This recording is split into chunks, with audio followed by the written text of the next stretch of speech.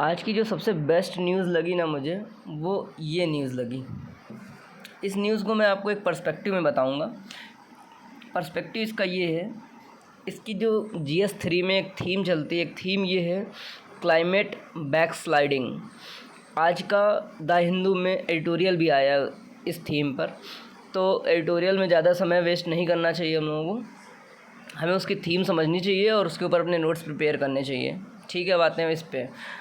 तो इसको इस्तेमाल कैसे, पहले हम इसके बारे में जान लेते हैं। ठीक है, इसमें है क्या, इसमें है ये कि कॉन्गो एक देश है, democratic Republic of Congo.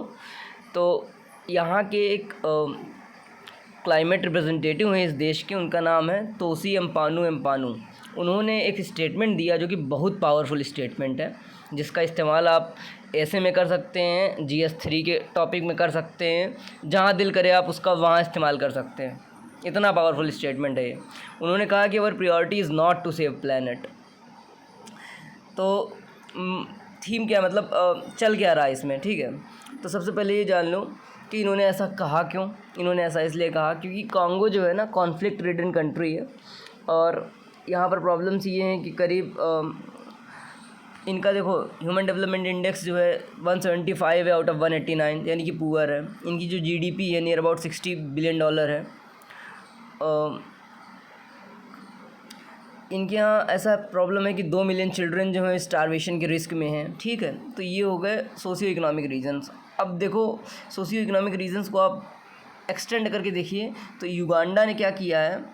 Uganda ने एक 10 बिलियन की पाइपलाइन है, ऑयल पाइपलाइन डेवलप करने के लिए टेंडर दिया है चाइनीज़ कंपनी को और फ्रेंच कंपनी को। बेसिकली इससे फ़ायदा क्या होगा युगांडा को, फ़ायदा ये होगा कि इनके यहाँ के जो रिसोर्सेज है ना वो डेवलप हो जाएंगे। मतलब एक तरीके से देखिए इस टाइम क्या चल रहा है, 2 थीम चल रही। पहली थीम ये है कि जो डेवलप्ड कंट्री है ना, उन्होंने फॉसिल फ्यूल्स का इस्तेमाल करके अपने आप को डेवलप बना लिया है, रिसोर्सेज इकट्ठे कर लिए, इस हद तक कर लिए कि वो ट्रांजिशन कर सकते हैं ना, fossil fuels to renewable energy की ओर ट्रांजिशन कर सकते हैं। पर डेवलपिंग कंट्री जो हैं या लीस्ट डेवलपिंग जो कंट्री हैं, उनको ट्रांजिशन के लिए काफ़ी ज़्यादा पैसा चाहिए। फॉर एग्जांपल इंडिया को 10 ट्रिलियन की डिमांड है, ऐसा मिनिस्ट्री ऑफ एनवायरनमेंट बोलती है। ठीक है, तो ये समझिए। और इस टाइम पुश क्या चल रहा, पुश ये चल रहा है कि डीकार्बनाइज करो, फॉसिल फ्यूल्स को हटाओ, ये पुश चल रहा है, global push. And this is the narrative set by the western countries, है ना। तो इसमें कुछ ज़रूरी बातें आप जान लो कि इस स्टेटमेंट का इस्तेमाल करना है, पहली बात। दूसरी बात, कॉन्गो के बारे में जान लो, ये एक लैंडलॉक्ड कंट्री है।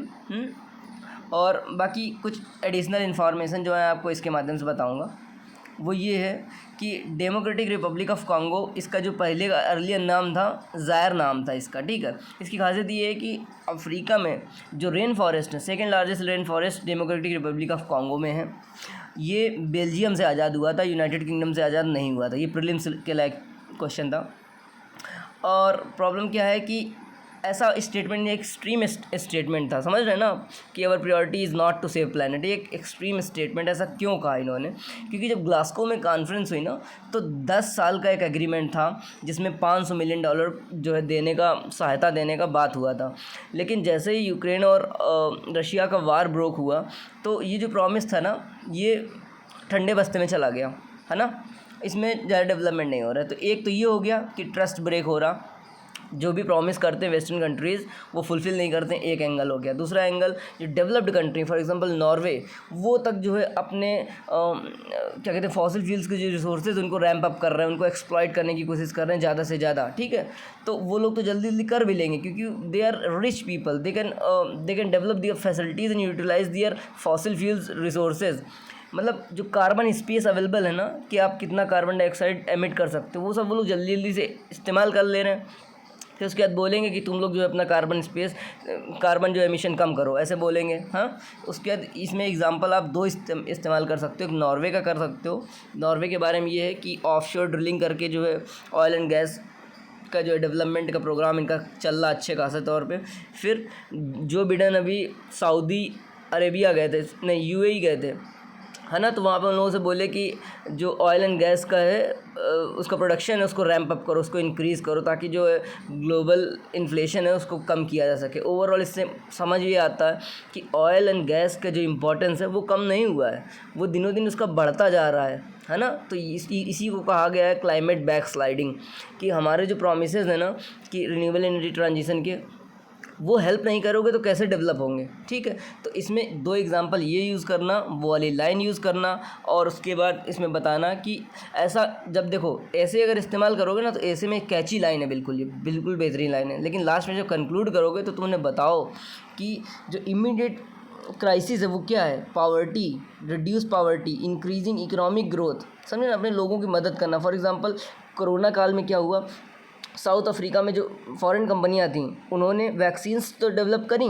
लेकिन वो सारे वैक्सीन्स डेवलप करके अपने देश में लेकर गए, है ना। क्यों लेकर गए, क्योंकि लॉज इस तरीके से बनाए गए हैं कि अमेरिका ने टेंडर दे दिया पहले कि हम ज़्यादा से ज़्यादा वैक्सीन हम ही खरीदेंगे, उसके बाद जो है बाकी लोग खरीदेंगे, समझ रहे हो, उन्हीं की कंपनियां बना रही हैं, तो वो बातें उन पर फोर्स भी होती हैं। तो इस तरीके से एक न्यू कॉलोनिज़म जो है वो काफ़ी अफेक्ट कर रहा है। न्यू कॉलोनिज़म क्या होता है, एक तरीके का कल्चरल इंपीरियलिज्म होता है, एक तरीके का हेजेमोनिक कल्चर होता है। इसमें ये होता है कि डायरेक्टली मिलिट्री का इस्तेमाल करके किसी पर अधिकार नहीं किया जाता है, पर इनडायरेक्टली किया जाता है। जैसे उसके रिसोर्सेज पर अधिकार, है ना, जैसे उसके कल्चर पर अधिकार, तुम अपना जो है भाषा थोप दो, अपने जो है तौर तरीके थोप दो, वो न्यू कॉलोनिज़म होता है। तो ये सब होल एक कॉन्सेप्ट है, इसको अगर आप जोड़ कर देखेंगे ना तो आपको फ़ायदा मिलेगा, है ना। ये मेरे को अच्छा थीम लगा, इस वजह से मैंने इसको डिस्कस किया।